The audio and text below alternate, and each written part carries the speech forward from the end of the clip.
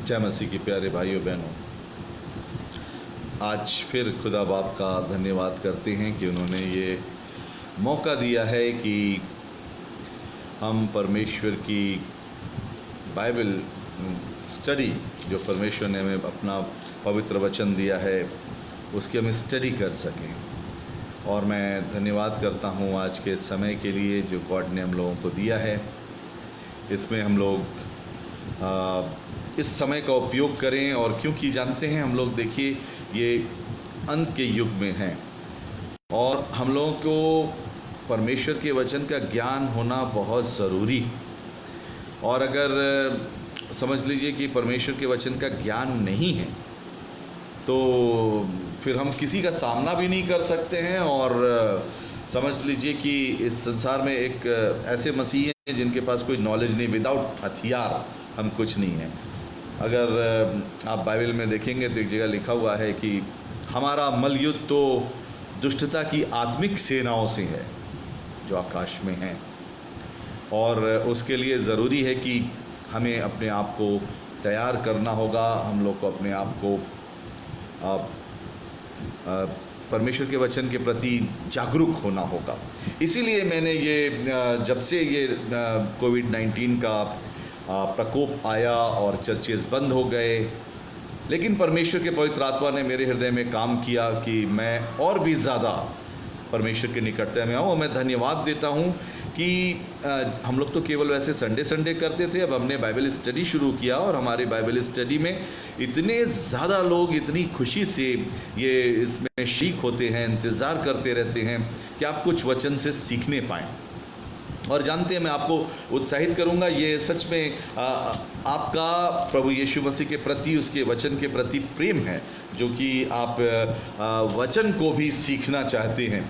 नहीं तो आज ये व्यस्त हो गए, फिर से लोग व्यस्त हो गए, तो अपने अपने कामों में बिजी हो गए। और जो लॉकडाउन खुला है और फिर वचन पर जो मनुष्य ध्यान दे रहा था छुट्टियों में, क्योंकि घर बैठा हुआ था, अब वो चीज़ कम हो गई। लेकिन मैं परमेश्वर का धन्यवाद करता हूँ आप सब के लिए कि आपने अपना समय दिया। आप वचन सीखने के लिए, आपके अंदर वो इच्छा है, वो अभिलाषा है, और वचन सीखने के लिए आप जो हैं अपना समय दे रहे हैं। मैं आप सब का वेलकम करते हुए और परमेश्वर को धन्यवाद देता हूँ। और हमने देखिए पूरा, क्योंकि अगर हम बाइबल में से और देखें दूसरी चीज़ें, हल्का जो दूसरी बातें जो जनरली सब लोग जानते हैं ना, अभी मैं आपको बताने लगूँ बीज बोने वाले के बारे में या और कोई दृष्टांत प्रभु यीशु मसीह का लूँ, तो ये तो सब लोग जानते हैं। लेकिन बुक ऑफ रेवलेशन, प्रकाशित वाक्य, वो ऐसी पुस्तक है कि जब तक कोई इसकी गहन नॉलेज रखने वाला व्यक्ति आपको ना बताए तो आप सही चीज़ नहीं जान पाएंगे। इसकी नॉलेज होना बहुत ज़रूरी है। इसके पीछे जो आपको सिखा रहा है उसको भी आपको देखना पड़ेगा, क्या उसने बाइबल ट्रेनिंग किया है, क्या उसने स्टडी की है, क्या उसने इसकी गहन अध्ययन किया है कि नहीं। और परमेश्वर का मैं धन्यवाद करता हूँ, परमेश्वर ने मुझको तैयार किया। मैंने इसमें देखिए बीडी किया, और इसके बाद मैं इसकी थियोलॉजी में मैं अंदर उतरा और इसकी गहन स्टडी किया। 3.5 साल हमने सेमिनरी में निकाला, और तब परमेश्वर ने, और आज तक मैं मेहनत करता हूँ, आगे बढ़ता जा रहा हूँ, और परमेश्वर मुझको बढ़ाते जा रहे हैं। और तब मैं कुछ चीज़ें आपको बताने के योग्य हुआ। मैं परमेश्वर का इसके लिए धन्यवाद करता हूँ। इसलिए कौन आपको सिखा रहा है ये भी जानना बहुत ज़रूरी है, और इस पर ध्यान रखिएगा कि जो सिखा रहा है क्या उसने प्रॉपरली सही तरीके से पढ़ा है कि नहीं। क्योंकि जब हम बाइबल को पढ़ते हैं तो हमको इसकी मूल भाषाएँ जो है, ओल्ड टेस्टमेंट आप जानते हैं, ये पहले ये हिब्रू भाषा में थी, उसका ट्रांसलेशन किया गया तो वो सेप्टुअजिंट वर्जन आया, उसका वर्जन जो होता है बहुत सा, तो ट्रांसलेशन हुआ बहुत से उसमें। तो इसी प्रकार से न्यू टेस्टमेंट जो है ये ग्रीक भाषा में लिखा गया, और ये है तो हिब्रू की नॉलेज और ग्रीक की नॉलेज होना बहुत ज़रूरी है। तब हम जब बाइबल को पढ़ेंगे तो हम उस ट्रुथ के पास जा पाएंगे जो परमेश्वर हमको बताना चाहते हैं। और इसीलिए मैंने सोचा, यह पवित्र आत्मा ने मेरे अंदर काम किया कि मैं आपको बुक ऑफ रेवलेशन, प्रकाशित वाक्य, इसके बारे में आपको बताऊं। इसमें बहुत से रहस्य, बहुत से लोग तो डर जाते हैं, और इसको जब पढ़ते हैं तो उनको डर रहता है, इतनी बड़ी बड़ी विपत्तियाँ इसमें लिखी हुई हैं, ये कब होगा, कैसे होगा। तो तो ये पवित्र आत्मा मुझको प्रेरणा देता है कि मैं आपके साथ शेयर करूं।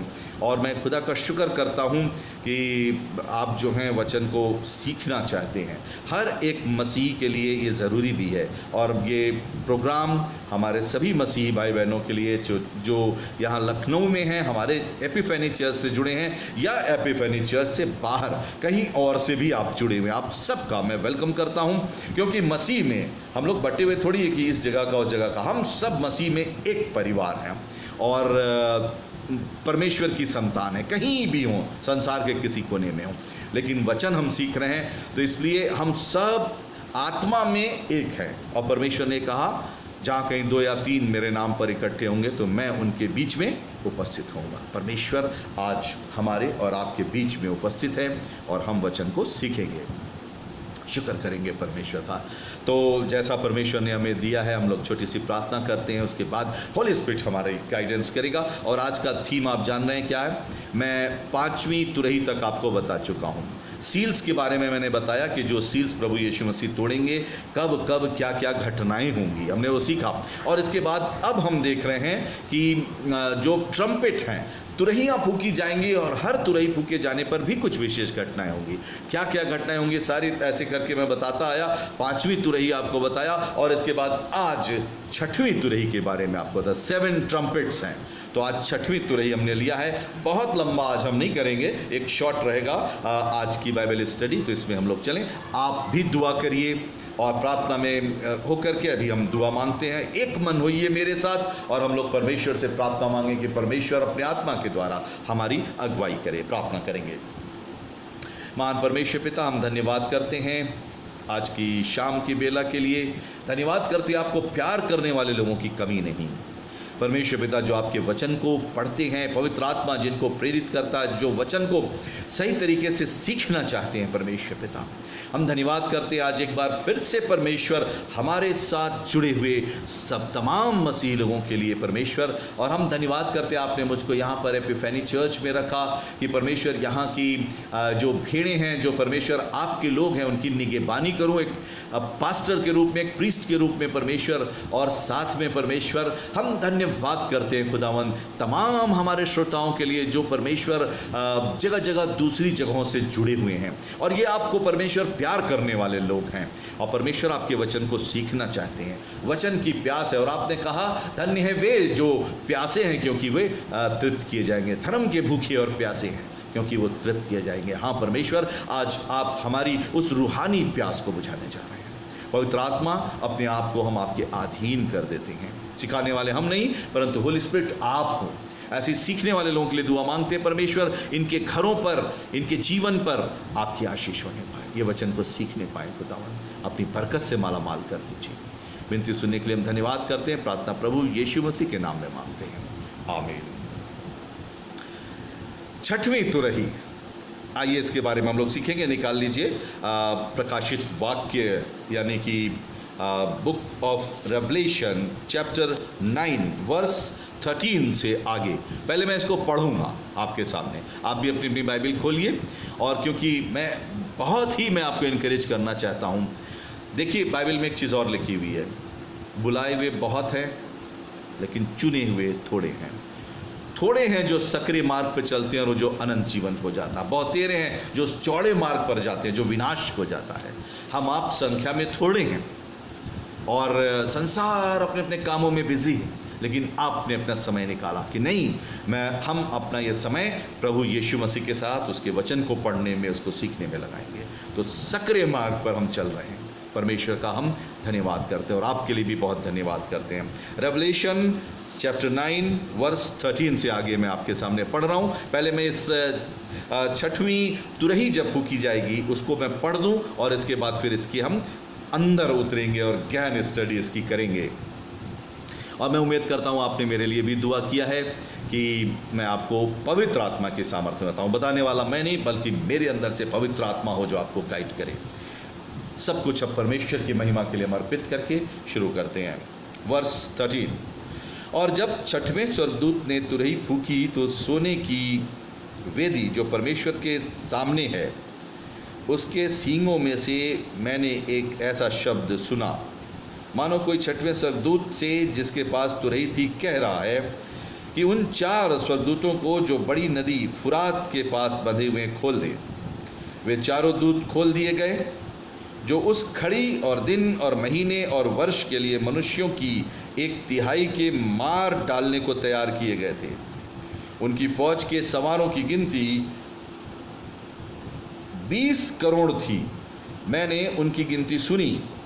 मुझे इस दर्शन में घोड़े और उनके ऐसे सवार दिखाई दिए जिनकी झील में आग और धूम्रकांत और गंधक की सी थी, और उन घोड़ों के सिर सींगों के सिर के समान थे, और उनके मुंह से आग, धुआं और गंधक निकलते थे। इन तीनों महामारियों अर्थात आग और धुएं और गंधक से जो उनके मुंह से निकलते थे, मनुष्यों की 1/3 मार डाली गई, क्योंकि उन घोड़ों की सामर्थ उनके मुंह और उनकी पूंछों में थी, इसलिए कि उनकी पूंछें सांपों जैसी थी और उन पूंछों के सिर भी थे, और इन्हीं से वे पीड़ा पहुंचाते थे। बाकी मनुष्यों ने जो उन मरियों से न मरे थे, अपने हाथों के कामों से मन न फिराया कि दुष्ट आत्माओं की और सोने और चांदी और पीतल और पत्थर और काठ की मूर्तियों की पूजा ना करें, जो न देख सकती हैं, न सुन सकती हैं, न चल सकती हैं, और जो खून और टोना और व्यभिचार और चोरी उन्होंने की थी, उससे मन न फिराया। परमेश्वर अपने वचन पर आशीष दे, आमीन। लास्ट में बड़ा सैड है और निराशापूर्ण है। क्या है? परमेश्वर ने ये विपत्तियां भेजी, ये भेजेगा, मतलब ये घटनाएं हुई नहीं है, होंगी। कब होंगी? जब रैप्चर हो जाएगा और प्रभु यीशु मसीह, जब मसीह कलीसिया को विश्वासी लोग उठा लिए जाएंगे, उसके बाद जो लोग इस संसार में छूट जाएंगे, ग्रेट ट्रिब्यूलेशन यानी महाविपत्ति का काल जो होगा, जिसका काल 7 साल का बताया गया है, जो लोग इस पृथ्वी पे छूट जाएंगे और तब क्या क्या घटनाएं होंगी, उन चीज़ों को बताया गया है। मनुष्यों को क्या क्या झेलना पड़ेगा, क्योंकि उन्होंने परमेश्वर के वचन को तब भी मन नहीं लगाया था जब रैप्चर होने से पहले। 5 कुंवारियों की तरह से जो बुद्धिमान कुंवारी थी वैसे नहीं रहे, बल्कि मूर्ख कुंवारियों जैसे रहे, तैयारियां नहीं की और अपना जीवन परमेश्वर को अधीन नहीं किया, और जब रैप्चर हो गया वो हवा में उठाए नहीं गए और इसके बाद वो छूट गए इस पृथ्वी पर। वो वाक्य याद कीजिए, 2 जन खेत में होंगे, एक ले लिया जाएगा, एक छोड़ दिया जाएगा। 2 स्त्रियां एक साथ चक्की पीसती होंगी, एक ले ली जाएगी, एक छोड़ दी जाएगी। वो टाइम अभी आया नहीं, अभी तो रैप्चर नहीं हुआ, अभी यीशु मसीह का हवा में जो आगमन है वो नहीं हुआ है। जब वो हो जाएगा, मसीह कलीसिया उठा ली जाएगी, हम और आप जो विश्वासी उठा लिए जाएंगे, उसके बाद जो लोग छूट जाएंगे उनके साथ क्या क्या घटनाएं होंगी। तो मैंने वो सारी सील्स के बारे में आपको बताया जो तोड़ी जाएंगी, क्या क्या घटनाएं होंगी। अब फिर 7 ट्रम्पेट्स जो है, तुरहियां जो हैं, उनके बारे में मैंने बताया। अब ये 6वीं तुरही जो फूकी गई, मैंने भी पढ़ा कि ये फूकी जाएगी तो ये घटना होगी। तो इसमें जान लीजिए, अगर हम और आप प्रभु यीशु मसीह के साथ साथ चलते हैं, उनकी इच्छा के अनुसार अपना जीवन व्यतीत करते हैं, तो जान लीजिए हम आप इस पृथ्वी पर इन विपत्तियों को भोगने के लिए नहीं छूटेंगे। हमको परमेश्वर उठा लेगा, हम लोग स्वर्ग में उठा लिए जाएंगे। जो जीवित हैं वो तुरंत बदल जाएंगे, और जो मर चुके हैं वो जीवित होकर परमेश्वर के पास हवा में चले जाएंगे। और यीशु मसीह कहता है, मैं उनके लिए जगह तैयार करने जा रहा हूँ, ताकि जहाँ मैं रहूँ वहाँ वो भी रहें। मैं आऊँगा, तुमको अपने पास ले जाऊँगा।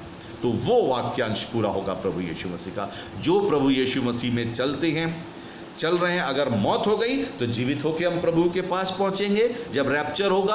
और अगर हम जीवित हैं तो हम तत्काल तुरही की आवाज़ सुनाई देगी और हम बदल जाएंगे और उठा लिए जाएंगे हवा में, और एक ट्रांसफॉर्मेशन हमारी बॉडी में हो जाएगा। गायब होंगे लोग। मैंने सब घटनाएं आपको बता दिया है कि कैसे कैसे घटनाएं होंगी, कैसे कैसे आप टीवी पर न्यूज़ में आप सुनेंगे, ब्रेकिंग न्यूज़ आएगा, सारी घटनाओं के बारे में मैंने आपको बताया, और किस तरह से हम ऊपर उठा लिए जाएंगे। उसके बाद जो इस पृथ्वी पे छूट जाएंगे उनके ऊपर क्या क्या विपत्तियां पड़ेंगी, वो महाक्लेश के लिए छूटेंगे। यहूदी रहेंगे इसी पृथ्वी पर, यहूदी रहेंगे, इसराइली जो हैं वो रहेंगे, क्योंकि उन्होंने भी प्रभु यीशु मसीह को एक्सेप्ट नहीं किया, और वो चुनी हुई प्रजा है परमेश्वर की, वो रहेंगे। मसीह जो और एकदम रियल मसीह है वो उठा लिए जाएंगे, जीवित करके पहुंचा दिए जाएंगे। पुनरुत्थान भी कई चरणों में होगा, पहला पुनरुत्थान, दूसरा पुनरुत्थान, ऐसे आप जानते हैं, आप प्रकाशित वाक्य में पढ़ते हैं। धन्य है वो जो पहले पुनरुत्थान का भागी होता है, यानी कि रैप्चर में उठा लिया जाए जीवित करके। और अगर नहीं उठाया गया छोड़ दिए गए, तब हम बहुत दुर्भाग्यशाली हैं कि हमारे पास वचन था, ग्रेस पीरियड था, हम गुनाहों की माफ़ी मांग सकते थे, गुनाहों से तौबा कर सकते थे। हमने नहीं किया, पवित्र जीवन नहीं जिया, अपना जीवन परमेश्वर को नहीं दिया। अभी ये सुनने में बहुत हल्का सा लगता है, लेकिन ट्रुथ यही है प्यारे भाइयों बहनों। आप जानते हैं ट्रुथ क्या है? अगर हमको अंत में ये मालूम है, और कब कब हम लोग उस ट्रुथ पर विचार करते हैं, कब? जब आप ग्रेवयार्ड कभी जाते हैं किसी की मृत्यु पर, तब आप कहते हैं, तब आपकी विचार बदल जाते हैं। आप कहते हैं यही एक दिन आना है। आप जब बहुत सी कब्रों को देखते हैं चारों ओर, तो आप ये कहते हैं यही डेस्टिनी, आना यही है। हम कर क्या रहे हैं संसार में, हम क्या कर रहे हैं? एक दिन संसार छूटेगा, तब हमको आभास होता है, ओ हम इस पृथ्वी पे परदेशी हैं, हम इस पृथ्वी पर वो जीवन जी रहे हैं जो थोड़ा सा, इसको छोड़कर हमको परमेश्वर के पास जाना है। हम परमेश्वर की प्रॉपर्टी हैं और हम क्या कर रहे हैं अपनी रूह के लिए। तब इंसान वहां पर सोचता है, थोड़ी देर संसार में आए, फिर भूल जाते हैं। लेकिन ट्रुथ यही है प्यारे भाइयों बहनों, ये अवस्था ही हमारी ऐसी है। हम जैसे थे वैसे नहीं, हमेशा परिवर्तनशील। एक समय में बच्चे थे, बड़े हो गए, जवान हो गए, फिर और उम्र बढ़ी और उम्र बढ़ी, इसके बाद बुजुर्ग होने लगे, है ना। तो ये क्या है? ये हम देख रहे हैं परिवर्तनशील। और बाइबल कहती है कि मनुष्य का जीवन हाथ में पकड़ी हुई रेत के समान ऐसे छूट जाती है, सब नीचे गिर जाता है, हाथ में कुछ नहीं बचता। खाली हाथ आए थे, खाली छोड़ के चले जाना। ट्रुथ यही है। तो जब हम और आप जान रहे हैं, तो कितने फख्र की बात है, हम उन चीज़ों पर आज मनन कर रहे हैं जो हमारे साथ स्वर्ग में जाएंगे। यीशु मसीह ने कहा अपने लिए स्वर्ग में धन जमा करो, जहाँ काई नहीं लगती, जहाँ कीड़ा नहीं लगता। आज मैं आप लोग का धन्यवाद करता हूँ कि आप लोग इतनी संख्या में हमारे साथ जुड़े हुए हैं और आप अपने लिए स्वर्गीय धन इकट्ठा कर रहे हैं, अपनी रूह को तैयार कर रहे हैं। अगर यीशु आ जाएंगे, और मैंने एक बार एक क्लास में चला रहा था जब बाइबल स्टडी, तो मैंने एक दिन प्रश्न पूछा था, आज ही रात प्रभु यीशु मसीह आ जाए तो आपको कैसा लगेगा? अगर आपको घबराहट लगी, आप जस्ट इमेजिन कीजिए यीशु मसीह आने वाला है, बस आपको सुनना पड़ गया। अगर आपको घबराहट लगी, आप घबराने लगे, तो ये निश्चित जान लीजिए कि आप तैयार नहीं हैं, डर लगने लगा। बल्कि अगर आपको ये पता चले कि यीशु मसीह आने वाले हैं, तो आपके मन में खुशी आ जाए, ओ बाहर निकले, चले वेलकम करें परमेश्वर का, तब आप तैयार हैं। नहीं तो आपको अंदर से कहीं लगेगा कि अभी हम तैयार नहीं हैं। तो हमको तैयार होना है, और यही तैयार होने का टाइम है। अगर हम किसी गलती में हैं, कमज़ोर हैं, गुनाह में हैं, सबको छोड़ के खूब वचन पढ़ना है, खूब प्रार्थना करनी है, अपने आप को तैयार करना है। और जब हम तैयार हो जाएंगे, तो हम परमेश्वर के को वेलकम करने के लिए तैयार होंगे। हम वो लोग होंगे जो यीशु के खून खरीदे लोग हैं, जो उसकी आज्ञा का पालन करते हैं। आप प्रेशियस लोग हैं, हमारे लिए यीशु मसीह ने अपनी जान दी है और उसकी हम वैल्यू करते हैं। तो आइए अब इस पे गहराई में उतरें। ये मैंने आपको छठवीं तुरही के बारे में बता दिया। पांचवी तुरही क्या थी, थोड़ा सा रिकॉल कर रहा हूँ, छोटा सा। पांचवी तुरही में जब वो फूकी जाएगी, जो लोग इस पृथ्वी पे छूटे हुए हैं, महाक्लेश का समय होगा, बहुत कठिन समय होगा, मनुष्य जी नहीं पाएगा, और तब एक बड़ी भारी विपत्ति आएगी। छठवीं तुरही में याद आया कुछ? एक स्वर्गदूत को ये पावर दिया जाएगा, वो जो आसमान से गिराया गया स्वर्गदूत है, यानी शैतान को ये पावर दिया जाएगा कि वो अधोलोक को खोल दे, और वो बॉटमलेस पिट या वो एबिस वो खोलेगा, उसमें से धुआं निकलेगा, और इसके बाद जब धुआं निकलेगा तो उसी धुएं में से बहुत सी टिड्डियाँ निकलेंगी, और वो टिड्डियाँ निकलेंगी, और उसके बारे में आपने पढ़ा था, वो टिड्डियों के आकार प्रकार के बारे में जितने एक्सप्लेनेशन है मैंने सब आपके सामने रखे थे। और मैं ये बिलीव करता हूँ, जब वो टिड्डियाँ निकलेंगी और वो बाइबल में लिखा वो काटेंगी मनुष्यों को, किनको? पहचान पहचान के काटेगी। जिनके माथे पर यीशु मसीह की छाप नहीं है, वो इस्राएली जिनके माथों पर मोहर कर दी गई 1,44,000, और वो यहूदी जिन्होंने यीशु मसीह को अपना उद्धारकर्ता मान लिया है, वो इस पृथ्वी पर बचेंगे। बाकी जिनके माथे पर नहीं है, जो तो मसीही जिन्होंने इनकार किया था, वो तो छूट ही गए इस पृथ्वी पर। वो रहेंगे जो झूठे मसीही हैं, जो दिखावा वाले मसीही हैं, किसी और काम के कारण, किसी उद्देश्य से वो मसीही बन गए, या मसीही परिवार में बस गलती से पैदा हो गए, जीवन नहीं जीते मसीह वाला, मसीही जीवन, उनका जीवन समर्पित नहीं है खुदा बाप को। अगर ऐसे मसीह, तो सब छूट जाएंगे। दिखावे वाले मसीह, भले नाम कुछ भी हो, इंग्लिश में नाम हो, कोई नाम हो, कहीं कुछ भी रखा हो, लेकिन यीशु मसीह के साथ नहीं चलते, वो छूट जाएंगे इसी दुनिया में, क्योंकि उन्होंने यीशु मसीह को धारण नहीं किया, यीशु उनके अंदर जीता नहीं है, उनका जीवन परिवर्तित है, वो एकदम सांसारिक हैं। ऐसे लोग इस दुनिया में रहेंगे, उनको विपत्ति भोगनी पड़ेगी। ऐसे लोगों को वो टिड्डियों के बारे में लिखा, और टिड्डियां डंक मारेंगी, और एक बार जिसको डंक एक टिड्डी मारेगी, वो 5 महीने तक दर्द होगा, लाइलाज। और अब हम कल्पना कर सकते हैं, कोविड-19 आया, लाइलाज, इसका कोई ट्रीटमेंट नहीं किसी के पास, कितनी घबराहट और परेशानी, लॉकडाउन कर दिया गया, लोग घरों में दुबक गए, अब खुला है, अब भी डर रहे, बीमारी बढ़ रही है, कहीं हमको ना हो जाए, कहीं हमको ना लग जाए। यो तो फिर भी है, अगर हो भी गया कि हॉस्पिटल जाएंगे, अगर ट्रीटमेंट मिल गया कायदे से तो बच सकते हैं अगर एज है, और नहीं अगर इन्फेक्शन ज़्यादा हो गया तो आप जान लीजिए जिसको भी हो जा रहा बस मौत।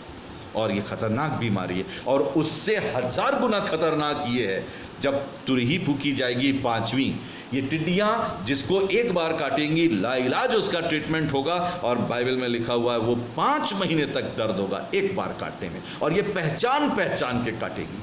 जिसके माथे पर यीशु मसीह का निशान नहीं है, जिनके माथे पे परमेश्वर ने अपना निशान नहीं बनाया, वो सब इस विपत्ति को भोगना पड़ेगा। जैसे अभी हम लोग ये तकलीफ को देख रहे हैं और इसके इफेक्ट, साइड इफेक्ट देख रहे हैं, ये जो कोरोना वायरस आया जिसका ट्रीटमेंट नहीं है, हम लोग झेल रहे हैं, ये तो पीड़ाओं का आरंभ है अभी, इसीलिए मसीही गैर मसीही सब झेल रहे हैं उसको। लेकिन जब ये ग्रेट ट्रिब्यूलेशन होगा, वो खाली मसीही लोग तो उठा ले जाएंगे, और झूठे मसीही, दिखावा वाले मसीही ये छूट जाएंगे इस पृथ्वी पर। खाली बचेगा कौन? यहूदी, जिनके माथे पे मोहर करी गई है 1,44,000, और वो जिन्होंने प्रभु यीशु मसीह को अपना उद्धारकर्ता मान लिया, वो। बाकी सब अभी टाइम है संसार को बचने का, हम किसी भी जातीय धर्म के, अभी टाइम है कि हम अपना जीवन सही तरीके से परमेश्वर को दें और विश्वास करें, रिपेंट करें कुछ भी, और परमेश्वर को ग्रहण करके उसके अनुसार चलें। तुम मेरे साथ, जैसे जॉयस मेयर कहती है ना, उनका एक वाक्य मुझे बड़ा अच्छा लगता है, वो कहती है, मैं तो स्वर्ग जा रही हूं, मेरे साथ तुम्हें आना हो तो आओ, और नहीं आना है तो तुम अपना रहो, मैं तो चली स्वर्ग जाना, जिसको चलना वो मेरे साथ चले। तो वैसे ही आपको भी निर्धारित करना पड़ेगा, हम उस उद्धार को पाने के लिए मैं चल रहा हूं, मेरे पीछे अगर मेरी पत्नी, तुझे आना है तो आ, बच्चों तुम्हें आना है तो आओ, नहीं तो मैं चल रहा हूं, या पत्नी कह सकती है मैं चली, और अगर आप लोगों को आना है तो मेरे साथ चलिए, हम स्वर्ग की ओर चले। और हम तो वचन को मानेंगे, वचन को पढ़ेंगे, वचन को सीखेंगे। ऐसे हर एक बेटा बेटी, हर एक स्त्री पुरुष, हर एक ऐसा निर्णय कर सकता, जैसे यहोशू ने किया था। आपको याद है ना, यहोशू ने क्या किया? मैं तो अपने घराने समेत यहोवा का भय मानूंगा और उसकी ओर मैं चला, तुम चुन लो कि तुम्हें क्या चुनना है। वो चीज आज हमको करनी होगी, हमको चुन लेना है, और आप चुन लीजिए, मैं आपको एनकरेज करूंगा।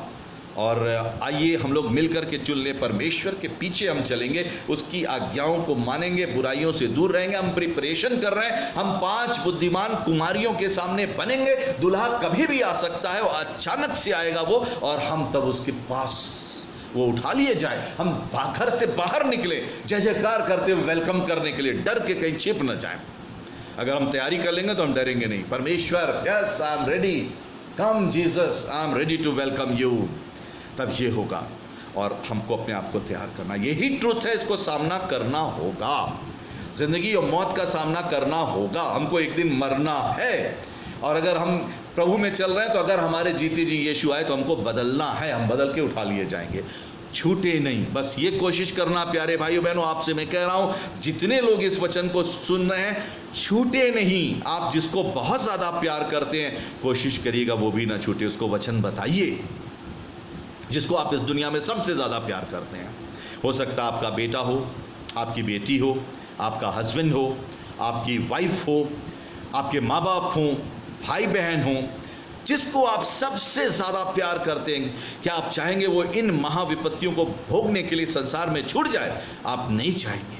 जी जान लगा दीजिए, खुद भी बचिए, दूसरों को भी बचाने के लिए। हम लोग गीत गाते हैं ना वाला, खुद बच्चों को बचाना होगा, खुद बचना काफी नहीं है, उसे दो अपने यीशु को सब कुछ दो, क्योंकि उसी के द्वारा उद्धार पाना है, जीती आत्मा का दान उसे दो, तन मन धन और उसे दो, अपने यीशु को सब कुछ दो, क्योंकि उसी के द्वारा उद्धार पाना है, जीती आत्मा का दान उसे दो।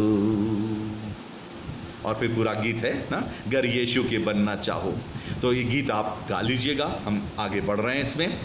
हम खुद बचना काफ़ी नहीं, औरों को बचाना होगा। ध्यान इसी पे लाना चाह रहा था, खाली खुद नहीं, जिसको मैं सबसे ज़्यादा प्यार करता हूँ या जिसको आप सबसे ज़्यादा प्यार करते हैं, आप कहें या आप करते हैं या आप करती हैं, आप उसको भी बचाना चाहेंगे। दुआ करें उसके लिए कि हर एक बचे, छूट न जाएं कहीं हम, यही टाइम है। आइए देखिए अब इसमें आगे बढ़ते चले। ये टिड्डियाँ जिसको काटेंगी 5 महीने तक दर्द होगा, कोई इलाज नहीं, तड़पेंगे और बाइबल में लिखा वो मौत को ढूंढेंगे, मौत उनसे भागेगी। हाय हाय हाय हाय हाय हाय हाय हाय, और मौत मर जाते, काश कि हम मर जाते, मौत नहीं आएगी। ये होगा उतनी तड़प और बिच्छू जैसा दर्द। मैंने बिच्छू के दर्द का आपको वो बताया था कितना दर्द होता है। आप कोई कड़ी चीज़ पर, फिर से बता रहा हूँ, कोई कड़ी चीज़ पर ऐसे अपना हाथ रख दीजिए और तेज तलवार से या बड़े गड़ासे से यूं काट दीजिए उंगली, तो कितना दर्द होगा। उतना दर्द होता है बिच्छू के काटने पे। आप इमेजिन कीजिए, उतना दर्द आप बर्दाश्त नहीं कर पाएंगे, और वो 5 महीने तक दर्द होगा। वो टिड्डियाँ देख देख के काटेंगी, बाइबल में लिखा तो वो होगा। कोई आपको इसका कुछ और एक्सप्लेनेशन करके बहकाने ना पाए, बहकाने वाले भी बहुत हैं। सतही नॉलेज है बाइबल की, ज़्यादा कोई ट्रेनिंग नहीं की, कुछ पढ़ा नहीं, गहराई में उतरे नहीं, बाइबल उठाया, प्रचार शुरू कर दिया, ऐसे लोग आपको बहका सकते हैं। इसीलिए मैंने कहा जो आपको सिखा रहा है उसकी भी थोड़ी जानकारी कर ली। जो सिखा रहा है क्या उसने कायदे से सीखा है वचन को, उस गहराई में उतर के वो बताए उस बात को, बेसिक चीज़ें, ताकि मुना हो। बहुत से लोग एक्सप्लेन करते हैं तो इमेजिन है ऐसा, वो दुख को बताया गया है, आपको भटका सकता है। जो लिखा है वचन में वो लिखा है, वचन लिखे हुए से आगे ना बढ़ना। बाइबल कहती है, बाइबल जो कह रही है वही मानेंगे हम। 5वीं विपत्ति, ये कीड़ों में जो बिच्छू जैसे डंक मारने वाले, देख देख के मारेंगे, बचेगा नहीं कोई। और कितनी तकलीफ, इतना रोना पीटना, इतना इंसान नारकीय जीवन व्यतीत करेगा, उससे बचना है, अपना जीवन देना। अब 6वीं तुरही खुली जाएगी तो क्या होगा, देखिए जो मैंने अभी आपके सामने पढ़ा, इस विपत्ति के कारण इसका एक वर्ष देखिए, इससे पहले वर्ष 8वां अध्याय वर्ष 13, इसको पढ़िए, देखिए क्या लिखा है। 8वां अध्याय वर्ष 13, लास्ट की 3 के बारे में लिखा, 3 तुरहियां जो फूकी जाएंगी, क्या होगा, मैं पढ़ रहा हूं। जब मैंने फिर देखा तो आकाश के बीच में एक उड़ते हुए उकाब को ऊंचे शब्द से कहते सुना, उन 3 स्वर्गदूतों की तुरही के शब्दों के कारण जिनका फूकना अभी बाकी है, पृथ्वी के रहने वालों पर हाय हाय हाय हाय, 3 बार लिखा हुआ है। पृथ्वी के रहने वालों पर हाय हाय हाय, मतलब कितना हाय हाय करेगा इंसान। हाय कब करता है, जब असहनीय पीड़ा होती है, कष्ट होती है, हाय हाय हाय हाय, ये लिखा हुआ है। और ये अब बिच्छू वाली विपत्ति बता दी, अब आइए ये 6वीं विपत्ति, और देखिए इसमें ये लिखा है, इसको हमको समझना है, इतनी भयंकर है ये, इंसान हाय हाय हाय हाय करेगा। और इसमें लिखा हुआ है ये इंसान के बचने का इसमें कोई नहीं होगा। देखिए सबसे पहले चीज़ इसमें क्या है, 6वीं तुरही के फूकते ही इसमें लिखा हुआ है कि बड़ी नदी फरात, जिसको मैं पढ़ दे रहा हूँ फिर से, ये फरात नदी कहीं पर है। देखिए जब 6वें स्वर्गदूत ने तुरही फूकी तो सोने की वेदी जो परमेश्वर के सामने है उसके सींगों में से ऐसा शब्द सुना, मानो कोई 6वें स्वर्गदूत से जिसके पास तुरही थी कह रहा है, उन 4 स्वर्गदूतों को जो बड़ी नदी फरात के पास बंधे हुए खोल दे। ग्रेट रिवर यूफ्रेटस, जानते हैं ये कहाँ पर है, फरात नदी। फरात नदी 4 कंट्रीज़ को छूती है। मिडिल ईस्ट में, इसराइल के पास, अगर आप मिडिल ईस्ट जो एरिया पूरा वो मिडिल ईस्ट कहलाता है, उधर आप देखेंगे टर्की एक कंट्री है, वहाँ से चली ये नदी फरात नदी, जिसको यूफ्रेटस कहते हैं ये। और उसी के साथ एक और दूसरी 2 नदियों की धाराएं, एक टिग्रिस जिसको दजला कहते हैं हिंदी में, दजला और फरात नदी, ये पृथ्वी पर हैं। और देखिए वहाँ टर्की से सीरिया का कुछ अंश होते हुए, और इसके बाद सीरिया से इराक, वर्तमान इराक से सऊदी अरबिया, और उसके बाद वो फारस की खाड़ी, बे ऑफ पर्शिया जो है, उसमें जाके ये गिर जाती है। बहुत लंबी नदी है, महानदी इसको कहा गया है। इस नदी के बारे में बताया कि इस नदी के पास क्या है, कुछ स्वर्गदूत हैं, 4 स्वर्गदूत हैं जिनको परमेश्वर ने कुछ पावर दे रखे हैं और वो बांधे गए हैं। उनको रोका गया, बांधा गया मतलब उनको रोका है। परमेश्वर देखिए कभी कभी जब पनिशमेंट करते थे, पुराना नियम तो आप देखेंगे उसमें स्वर्गदूतों के द्वारा दंड देते थे। जब एक बार दाऊद बादशाह से, आपको याद दिला दूं, जब परमेश्वर ने कहा कि अच्छा मैं तेरे सामने 3 विपत्तियां ला रहा हूं, तू चुन ले, तुझे क्या चुनना, तूने गलती की, एक चुन ले।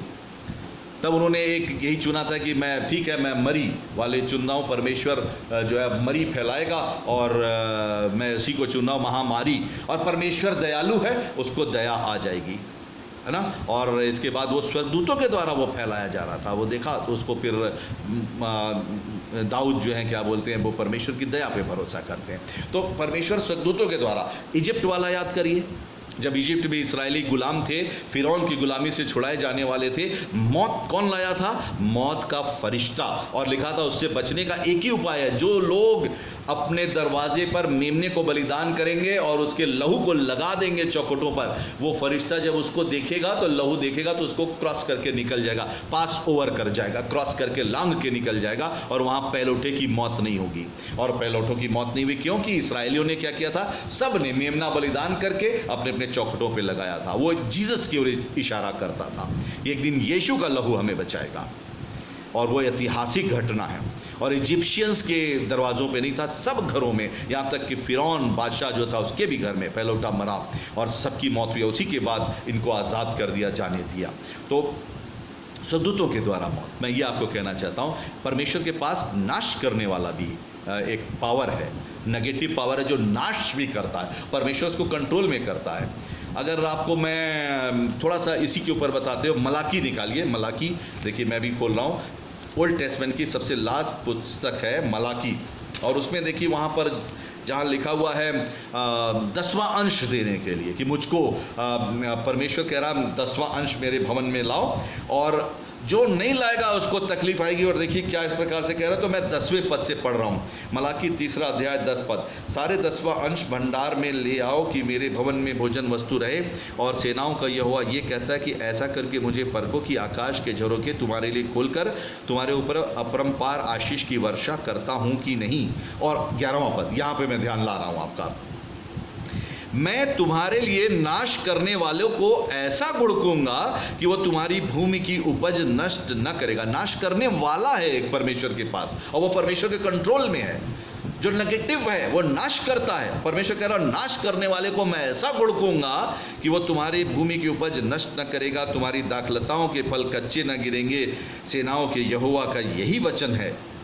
तो नाश करने वाला एक नेगेटिव पावर है, मैं यहाँ पर आपका ध्यान ला रहा था कि वो परमेश्वर उसको नाश करेगा। तो ये नाश करने वाले को ये पावर दिया गया है। अब ये 6वीं जब तुरही फूकी गई तो ये 4 स्वर्गदूत हैं, इनके पास पावर है, इनको ये रोके हुए हैं, इनके पास पावर के, ये मनुष्यों का नाश करने वाले लोग हैं, ये स्वर्गदूत हैं। लेकिन इनको रोका गया, तुम मनुष्यों को नष्ट नहीं करोगे, तो मनुष्यों को नष्ट नहीं कर रहा। देखिए उसी के बारे में ये दिया हुआ है, ये फरात नदी के पास। अब जान लीजिए, टर्की और इसके बाद सीरिया, इराक, सऊदी अरबिया, ये इलाके हैं और इनके बारे में अब बताया जा रहा है।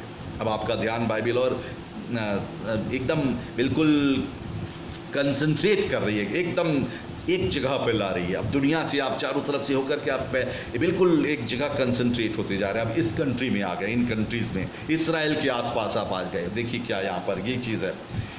14वां पद, मानो कोई 6वें स्वर्गदूत से जिसके पास तुरही थी कह रहा, उन 4 स्वर्गदूतों को जो बड़ी नदी फरात, यूफ्रेटस है ना, के पास बंधे हुए हैं, खोल दे।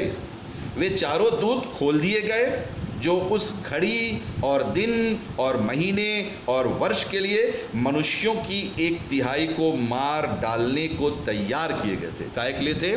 मनुष्यों की 1/3 ह्यूमन पॉपुलेशन को मार डालने के लिए थे। इनको गॉड ने रोका हुआ था। ये खोल दिए जाएंगे। कब खोले जाएंगे? जो लोग इस पृथ्वी पर छूट जाएंगे, रैप्चर में परमेश्वर के साथ नहीं उठाए जाएंगे, जो झूठे मसीही हैं, जो दिखावा वाले लोग हैं, जो परमेश्वर को नहीं जानते हैं, वो छूट जाएंगे इस पृथ्वी पर। ये लिखा हुआ उन्हीं के लिए, छूटे हुए लोगों के साथ। और उनके लिए ये लिखा है, इनको मार डालने के लिए वो स्वर्गदूत थे, उनको रोका गया था, अब उनको खोल दिया गया कि जाओ मारो, ये खोल दिए जाएंगे।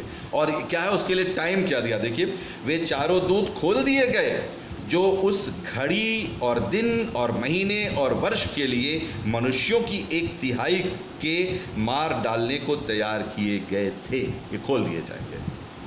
लेकिन वो घड़ी, वो समय, वो वर्ष, वो महीना बताया नहीं गया, इसलिए हम और आप नहीं जान सकते हैं। कोई अगर आपको लगे डेट बताने, तो जान लीजिए वो फॉल्स प्रीचर है। डेट बताने वाले जितने हैं फॉल्स प्रीचर, इनसे हमेशा बच के रहिएगा। ये आपको डेट बताते हैं, फला तारीख को यीशु मसीह आ जाएंगे, फला तारीख को ऐसा। बाइबल से अगर जिसने डेट बताने लगे वो सब फॉल्स टीचर्स हैं, उनसे बच के रहिएगा। बाइबल में एकदम क्लियर लिखा, डेट यहाँ पर नहीं लिखा, देखिए घड़ी, दिन, महीने और वर्ष के लिए वो बांधे गए थे, वो खोल दिए जाएंगे। बस ये ना ईयर बताया गया है, ना डेट बताई गई है। जीसस के सेकंड कमिंग का भी नहीं बताया गया। लोगों ने पूछा आपके आने का क्या टाइम होगा, तो जीसस ने बताया क्या? जीसस ने कहा नहीं, उस समय और घड़ी को मैं भी नहीं जानता, पुत्र भी नहीं जानता, केवल पिता जानता है। जीसस ने नहीं बताया। क्यों? क्योंकि अगर कोई आपको बताता है घड़ी और टाइम, तो जान लीजिए फॉल्स प्रॉफिट है, वो आपको बहका देगा, ऐसे से जल्दी से अलग हो जाए उसकी शिक्षाओं से, जितनी जल्दी अलग हो जाए। फॉल्स प्रॉफिट से भी होशियार रहना, कहीं आपको कोई गलत तरीके से शिक्षा ना दे दे बाइबल की, इसका हमेशा ध्यान रखिएगा।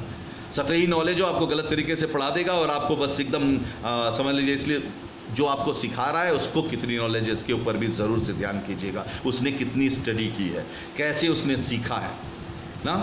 बहुत से ऐसे प्रीचर्स हैं आजकल आप देख रहे हैं जिन्होंने कोई ट्रेनिंग नहीं की। किसी ने 4 महीने की ट्रेनिंग, 1 महीने की ट्रेनिंग की, 1 साल की ट्रेनिंग की, और लगे वो अपने आप को रेवरेंड, डॉक्टर और फादर और बिशप और क्या क्या लिखने लगे। ऐसे नहीं, जिसने वास्तव में स्टडी की है, कहीं आपको कोई बहका ना दे उथली नॉलेज वाला, इसका भी ध्यान रखिएगा। प्यारे भाइयों बहनों, मैं आपको इसलिए सचेत कर रहा हूँ, और सही नॉलेज जो दे आपको। अब देखिए ये है, ये उनको खोल दिया जाएगा, और जब खोल दिया जाएगा तो आप जान रहे हैं फिर वो मारने के लिए तैयार किए गए थे, तो तबाही शुरू होगी। तो पहली चीज़ मैंने आपको बताया, बड़ी नदी फरात। फरात नदी किन किन कंट्रीज से जाती है? देखिए फरात नदी, यूफ्रेटिस नदी का 28% हिस्सा टर्की में है, 17% सीरिया में, 40% इराक में, और 15% सऊदी अरेबिया में बहता है। 40% सबसे ज़्यादा इराक में। ये जो बात बताई जा रही है इराक से, अब कुछ युद्ध भड़कने की बात बताई जा रही है, कोई युद्ध भड़केगा। और जगह क्या बताई गई है बाइबल में? जो लोग छूट जाएंगे रैप्चर के बाद इस पृथ्वी पर, जब ग्रेट ट्रिब्यूलेशन होगा, तो एक बहुत बड़ा युद्ध भी होगा। युद्ध कई होंगे, 2-3 मैं आपको बताऊंगा उनको। उन युद्ध में से एक युद्ध ये है, और ये जान लीजिए, ये युद्ध के बारे में बताया जा रहा है कि युद्ध है ये, और इसके बारे में वो जगह बता दी गई आपको, इराक ये मेन वो है जहाँ से ये यूफ्रेटस और टिग्रिस नदी बहती है। वो नदियाँ हैं, आप इतिहासकार हैं तो आप यूँ ही जानते होंगे, नहीं तो आप उसको पढ़ सकते हैं खोल के। थोड़ा सा बस आपको बुक्स खोलनी होगी और आप उस ट्रुथ को जान पाएंगे। उस जगह के बारे में है, उन एरियो के बारे में। अभी परमेश्वर वहाँ पर, देखिए अंत के दिनों में क्या होगा, बाइबल ने क्यों लिखी, तुम युद्ध और युद्ध की चर्चा सुनोगे, लड़ाइयों और लड़ाइयों की चर्चा सुनोगे। इसका क्या मतलब है? आपको लगेगा बस सेनाएं आमने सामने आ गई, युद्ध होने वाला है, थोड़ा सा शुरू भी हो गया, लेकिन रुक जाएगा। क्यों? क्योंकि अभी परमेश्वर ने उसको परमिशन नहीं दी। युद्ध यहाँ होना है, जहाँ होना है वहाँ होगा, और जगह रोक देगा परमेश्वर, और जब टाइम होगा तभी होगा। तो उस चीज़ को जानिएगा। एकदम लड़ाइयों की चर्चा सुनेंगे आज इस कंट्री में और इस कंट्री में, बस युद्ध होने ही वाला। अभी देखिए हम लोग इंडिया और चाइना का सुन रहे हैं, बस युद्ध होने ही वाला, एकदम होने वाला। लेकिन आप जान लीजिए बाइबल के अनुसार ऐसे ही युद्ध नहीं होएगा। अगर आप जानते हैं तो आप बहुत चैन से रहेंगे। आपको मालूम है कहाँ होना है, कहाँ से भड़केगा, जहाँ से भड़केगा, वो सब जगहें बताई गई हैं बाइबल में। ये सब रहस्य है बाइबल के, इसको जानना होगा। यहाँ से नहीं भड़केगा, इसलिए परमेश्वर उसको अभी, तो ये बड़ी नदी फरात, और ये उसके एरिए में है, और ज़्यादातर ये इराक के एरिए में है। यहाँ कहीं से युद्ध भड़केगा। और देखिए उसी चीज़ को मैंने आपको बताया। इन चारों राष्ट्रों की सेनाएं क्या करेंगी?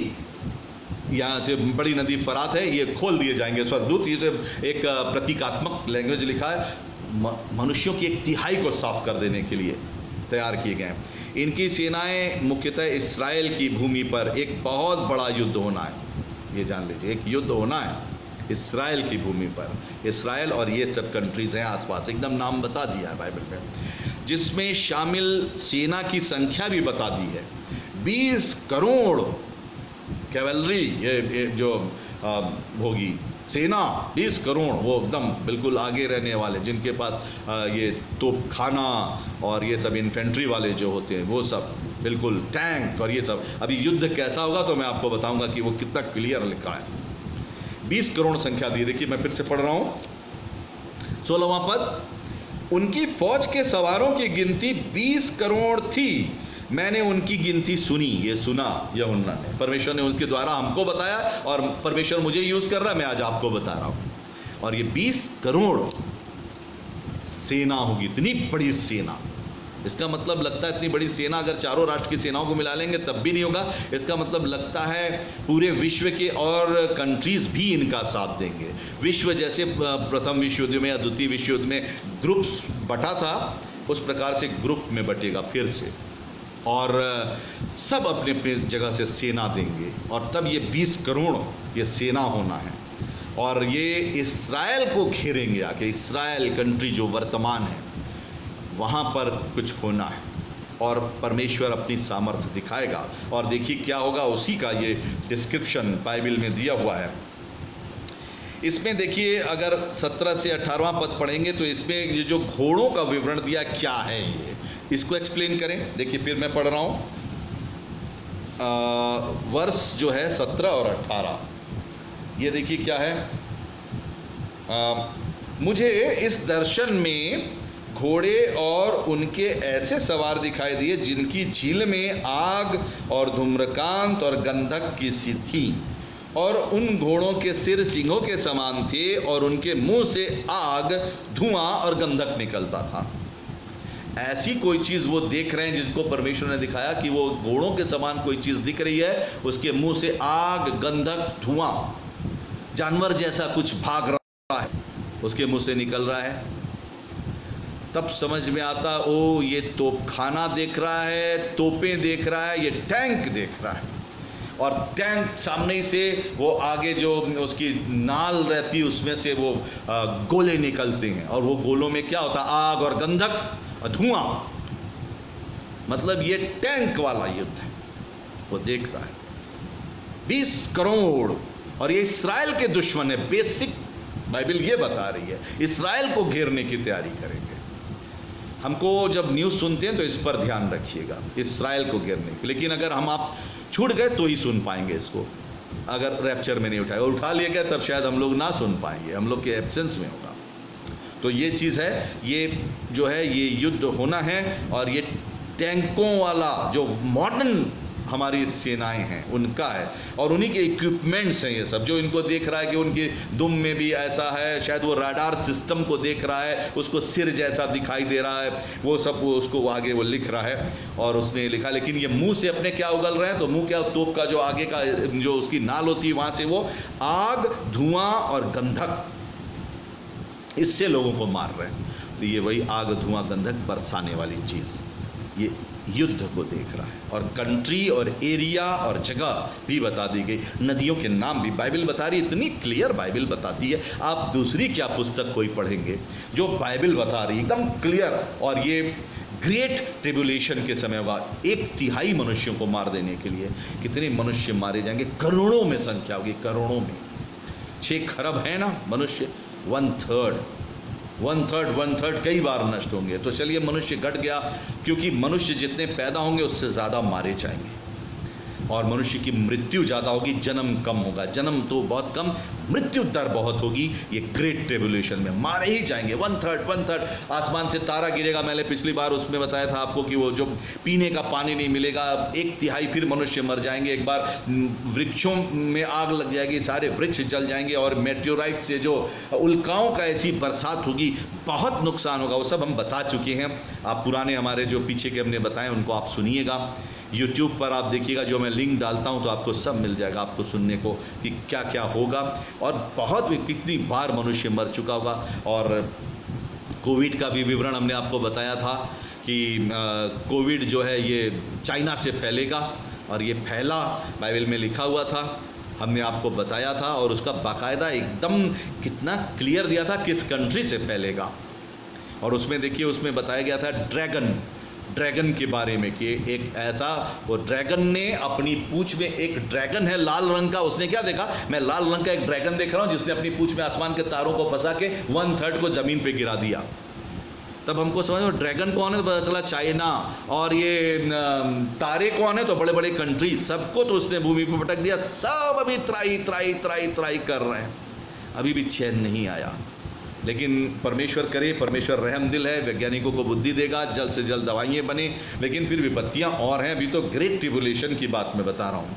तो बाइबल इतनी क्लियर एक्सप्लेन करती है, बहुत क्लियर बाइबल बताने वाली ये पुस्तक है परमेश्वर ने जो हम लोगों को दिया, इसमें एकदम क्लियर लिखा है क्या होगा। और देखिए थोड़ी देर के लिए निकालिए कौन कौन से कंट्री क्या होंगे। एक बार मैंने शुरू में आपको बोला था यहेजकेल चैप्टर 38 एंड ये इज़ेकिएल चैप्टर 38 एंड 39 पढ़ लीजिएगा। अगर आप लोग पढ़े होंगे तो याद होगा, अगर नहीं पढ़े होंगे तो हमारे साथ पढ़ लीजिएगा। थोड़ी देर के लिए इसको आपको यहाँ से अब वो युद्ध जो है उसकी गहराई में मैं उतार रहा हूँ, कौन कौन सा कंट्री किसके किसके साथ होगा, वो युद्ध कैसा होगा। इसराइल को ही बेसिकली लेकर के होगा युद्ध। और देखिए ये क्या होगा, ये इसमें दिखा है। यहेजकेल चैप्टर 38 निकालिए, इज़ेकिएल चैप्टर 8 मैं भी निकाल रहा हूँ, आप लोग भी निकालें और तब हम उसमें पढ़ेंगे।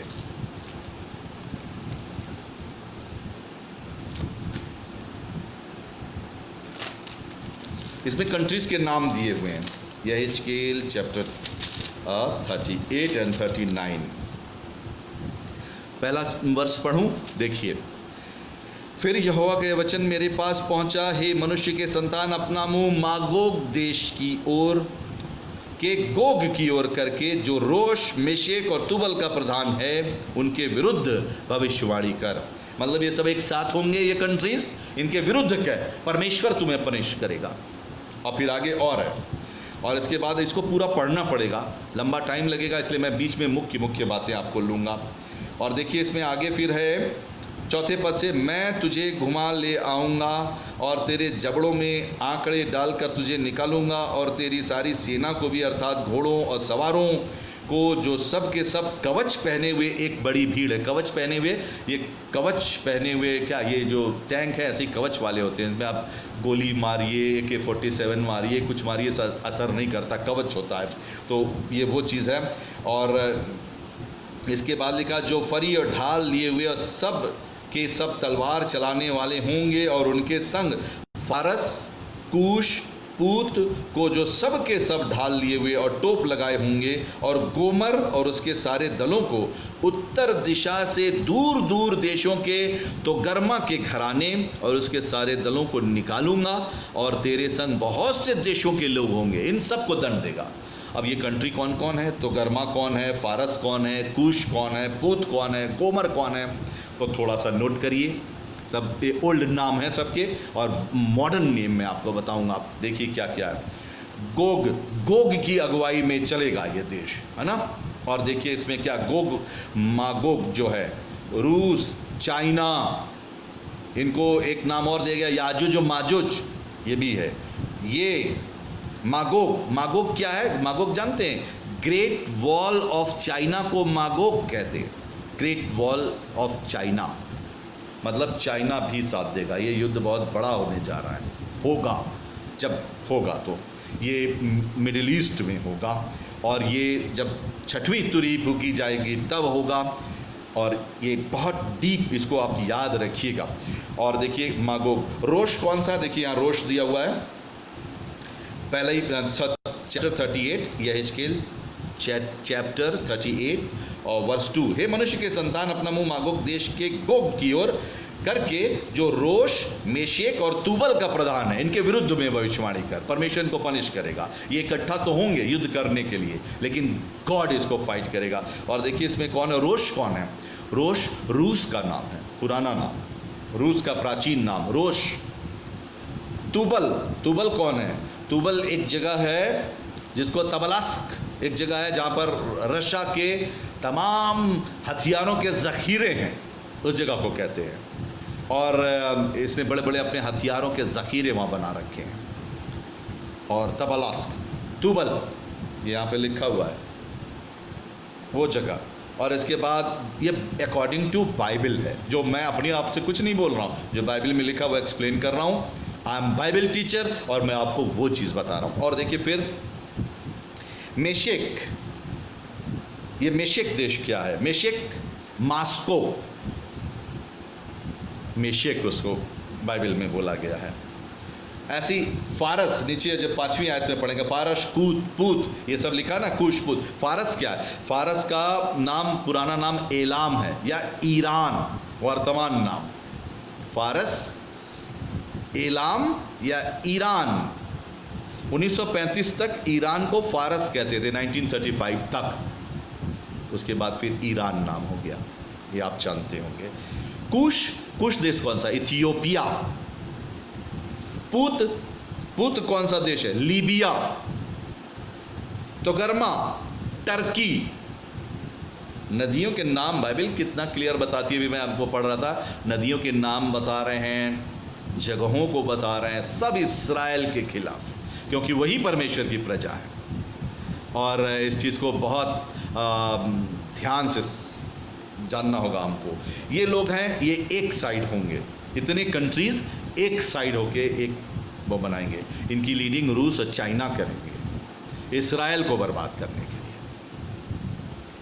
और कुछ ऐसा है कि जैसे संधि बनती है, नाटो, सेंटो, सीटो, ये सब संधियां बनी हुई है। इनमें यह है कि अगर तुम्हारे ऊपर कोई अटैक करेगा तो मेरे ऊपर अटैक किया, हम भी तुम्हारे ऊपर उस अटैक करेंगे, सब जुड़ जाएंगे एक के साथ एक। तो ये एक ग्रुप बनना है इस्राएल के खिलाफ। इस्राएल के साथ कौन कौन सा होगा कंट्री, इसमें आगे जब पढ़ेंगे तो इसमें यह भी है। देखिए अगर वर्ष 12 आइए, 12 वर्ष पर, ताकि छीन कर तू उन्हें लूटे और अपना हाथ उन खंडरों पे बढ़ाए जो फिर बसाए गए, और उन लोगों के विरुद्ध जाए जो जातियों में से इकट्ठे हुए थे, जो इकट्ठे हो गए ना इनके विरुद्ध में। देखिए कौन कौन है। और पृथ्वी की नाभि पर बसे हुए, पृथ्वी की नाभि कौन है? इस्राएल। इस्राएल को कहते हैं सेंटर ऑफ द अर्थ।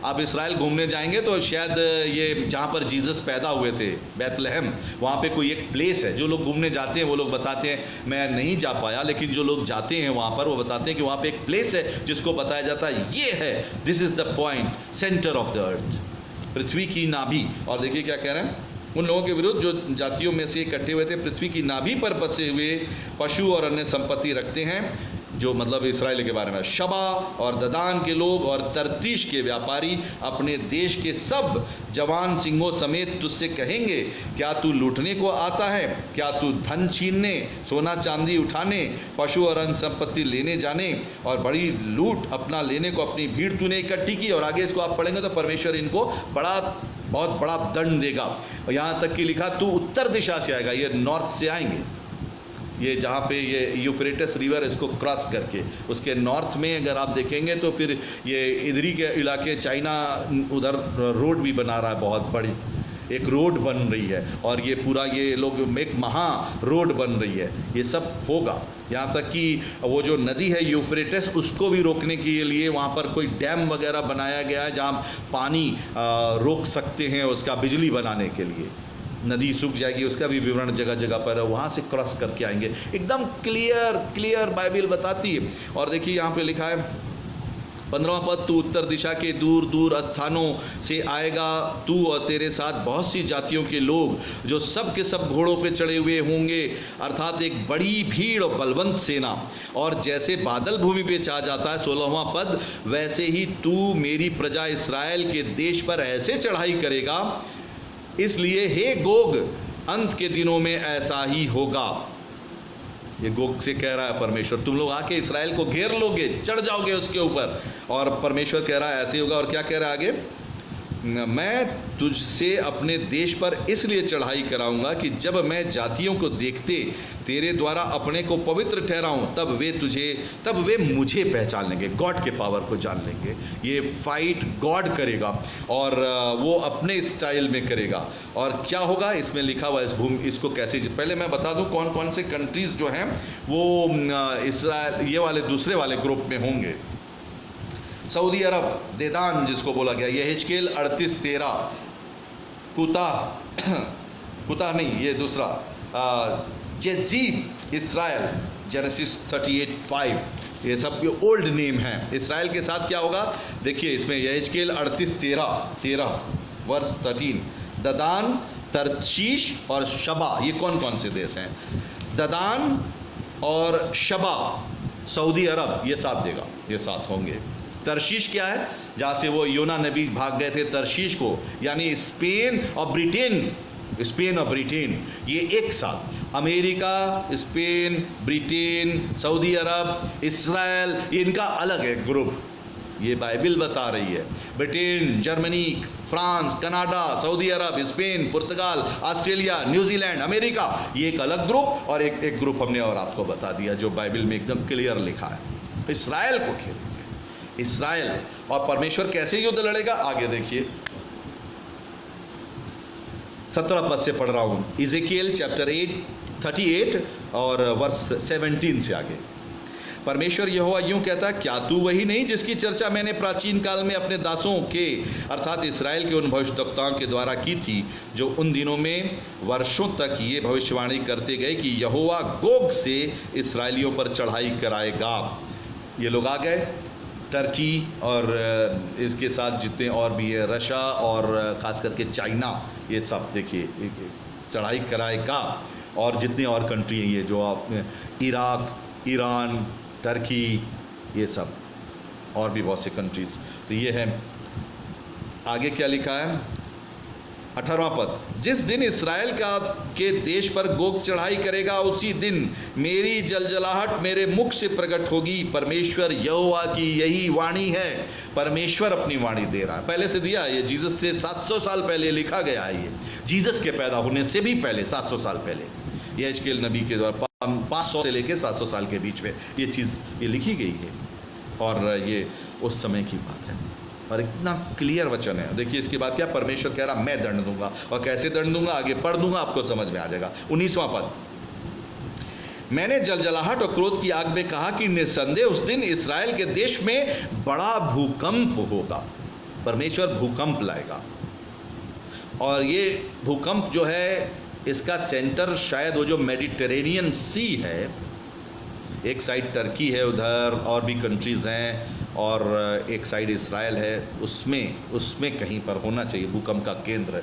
देखिए आगे क्या लिखा है, मेरे 20वां पद, मेरे दर्शन से समुद्र की मछलियां और आकाश के पक्षी और मैदान के पशु और भूमि पर जितने जीव जंतु रेंगते हैं और भूमि के ऊपर जितने मनुष्य रहते हैं सब कांप उठेंगे, और पहाड़ गिराए जाएंगे और चढ़ाइयाँ नष्ट होंगी और सब दीवारें गिरकर मिट्टी में मिल जाएंगी। बहुत ज़बरदस्त भूकंप होगा। भूकंप के उठने से समुद्र में मछलियाँ गबड़ा जाएंगी। ये क्या है, ये सुनामी भी उठेगी, बहुत ज़बरदस्त, बहुत ज़बरदस्त, ये छिपी हुई बात है। समुद्र की मछलियाँ ये भी घबरा जाएंगी, मछलियाँ तभी घबराती हैं, और ये चीज़ है। और इसके बाद देखिए क्या लिखा है, सब परमेश्वर नष्ट कर देगा। सेनाएं तो इतनी इकट्ठी होंगी 20 करोड़, और नष्ट नहीं कर पाएंगे। देखिए आगे क्या लिखा है, परमेश्वर यहोवा की ये वाणी है कि मैं उसके विरुद्ध तलवार चलाने के लिए अपने सब पहाड़ों को पुकारूंगा, और हर एक की तलवार उसके भाई के विरुद्ध में उठेगी। ये आपस में ही लड़ जाएंगे, कुछ ऐसा कर देगा परमेश्वर। तसल्ली मिली, ये आपस में ही लड़ जाएंगे। ये परमेश्वर की ना तो प्रजा को नष्ट कर पाएंगे, कुछ नहीं कर पाएंगे, बाइबल ने लिखा वो आपस में ही लड़ जाएंगे। और इसके बाद देखिए इसमें और 22वां पद, मैं मरी और खून के द्वारा उससे मुकदमा लड़ूंगा, और उस पर और उसके दलों पर और उन बहुत सी जातियों पर जो उसके पास होंगी मैं बड़ी छड़ी लगाऊंगा, और ओले और आग और गंधक बरसाऊंगा। ये युद्ध परमेश्वर लड़ेगा, तितर बितर कर देगा एकदम, और भूकंप के द्वारा और समुद्र की लहर के द्वारा, और सब नष्ट हो जाएंगे। और इसके बाद इस प्रकार वो आपस में ही लड़ जाएंगे, बहुत बुरे से आपस में लड़ के ख़त्म हो जाएंगे। जैसा एक बार आपने ओल्ड टेस्टमेंट पढ़ा होगा, यहोशापात, जब यहोशापात जो था वो बहुत डर गया दुश्मन को देख करके। उसने कहा दुश्मन की सेना बहुत बड़ी है, मैं क्या करूं, परमेश्वर इतनी बड़ी सेना मुझे नष्ट करने के लिए आ रही। तब परमेश्वर का वचन उसके पास पहुंचा। आपको मालूम होगा यहोशापात के पास आवाज आई, देख तू घबरा नहीं, युद्ध यहोवा का है, तुझे तो कुछ करना ही नहीं पड़ेगा, खड़ा हो और अपना छुटकारा देख, यहोवा तेरे लिए लड़ेगा। वो विश्वास से खड़ा रहा, और क्या देखता, वो आपस में ही लड़ मरे, और सब ने एक दूसरे को, एक एक इंसान को खत्म कर दिया। परमेश्वर रक्षा करना जानते हैं, सब कुछ उसके कंट्रोल में है। वो सेनाओं का यहोवा है सबके ऊपर, राष्ट्रों का उदय और अस्त वही करता है। बड़ी बड़ी सभ्यताएं आई, बड़े बड़े किंगडम आए और चले गए। कितने किंगडम आए और चले गए आप जानते हैं। Babylonian kingdom, Sumerian kingdom, Roman empire, है ना, कितने एम्पायर है, पर्शियन एम्पायर, जो आए खत्म हो गए, आए खत्म हो गए। परमेश्वर राष्ट्रों का उदय करने वाला और अस्त करने वाला, सेनाओं का यहोवा, जिस पर हम और आप विश्वास रखते हैं और उसके वचन को पढ़ते हैं। बाइबल में लिखा कि वो इस युद्ध को लड़ेगा और वो आपस में लड़ मरेंगे। और आगे इसमें लिखा हुआ है 8वां पद देखिए क्या, ये घटना होने वाली है और वो हो जाएगी। परमेश्वर यहोवा की यही वाणी है, ये वही दिन है जिसकी चर्चा मैंने की है। 9वां पद, तब इस्राएल के नगरों के रहने वाले निकलेंगे और हथियारों में आग लगाकर जला देंगे, ढाल और फरी और धनुष और तीर और लाठी बर्छे सबको वे 7 वर्ष तक जलाते रहेंगे। और इसके बाद लिखा, उस समय मैं गोग को इस्राएल के देश में कब्रिस्तान दूंगा, वो ताल की पूर्व की ओर होगा। ताल जानते हैं जिसको बोलते हैं, ये जो डेड सी, खारा ताल है ये, इसका लेवल सी लेवल से नीचे है, उसके पूर्व में जॉर्डन है। तो ये क्या कह रहा है, वो ताल की पूर्व की ओर होगा और वो आने जाने वालों की तराई कहलाएगी और आने जाने वालों को वहां रुकना पड़ेगा। वहां सब भीड़ समेत गोग को मिट्टी दी जाएगी और उस स्थान का नाम गोग की भीड़ की तराई पड़ेगा। इस्राएल का घराना उनको 7 महीने तक मिट्टी देता रहेगा। ये युद्ध यहोवा लड़ेगा। बाइबल में तो यही लिखा है और मैं यही चीज आपको बता रहा हूं। और ये इस्राएल को घेरेंगे, इस्राएल के विरुद्ध। सब सेंट्रल वो जो है वो मेन इस्राएल से जलन है और वहां से होगा। तुम युद्ध लड़ाइयों की चर्चा सुनोगे तो अभी हम लोग जो लड़ाइयों की चर्चा सुनते हैं, ये कंट्री उस पर अटैक कर रहा है, वो कर रहा है, और हम लोग सुनते हैं ये उत्तर नॉर्थ कोरिया और वो किम जोंग है और ये अटैक कर देंगे, वो कर देंगे अभी चाइना से, और ये वो इन्होंने उससे करा, तो हम लोग इससे कॉम्पैक्ट कर लिया, उनसे पैक्ट कर लिया है, ये सब संधि कर ली है और ऐसा वैसा सुनते हैं। लेकिन सुनेंगे, ये है मेन। कहीं थोड़ा सा लड़ाई हो सकती है, मेन बाइबल कह रही है ये जब हम सब का रैप्चर हो जाएगा उसके बाद महाक्लेश के दौरान ये होगा। ऐसे युद्ध 2-3 बार होंगे। एक और जगह है जहाँ हरमिगदोन कहलाता है, इंग्लिश में बोलते हैं आर्मगेडन, वहाँ पर भी एक युद्ध होगा। उसके बारे में भी कभी मैं आपको कभी जब मैं आपको बाइबल स्टडी कराऊंगा तो बताऊंगा वो युद्ध कैसा होगा। वो जजमेंट के करीब वो युद्ध होगा जब लास्ट में गॉड व्हाइट थ्रोन जजमेंट करने वाले होंगे। तो अभी मैं आपको ये बता रहा हूँ ये युद्ध के बारे में, और यहाँ पे बहुत क्लियर लिखा, नाम तक लिखा हुआ है। वर्ष 16 पढ़ेंगे, वहाँ के नगर का नाम भी हमोना है, यूं देश शुद्ध किया जाएगा। एकदम परमेश्वर अपने लोगों का इस्तेमाल करेगा, इसराइल हारेगा नहीं, ये जान लीजिएगा। इतने बड़े उसमें लिखा 7 महीने तक वो खाली दफनाते रहेंगे, उनके आयुधों का ये इस्तेमाल करेंगे, उनको तोड़ तोड़ के अपने यूज़ में लाएंगे, और इनकी टेक्नोलॉजी इतनी हाई होगी।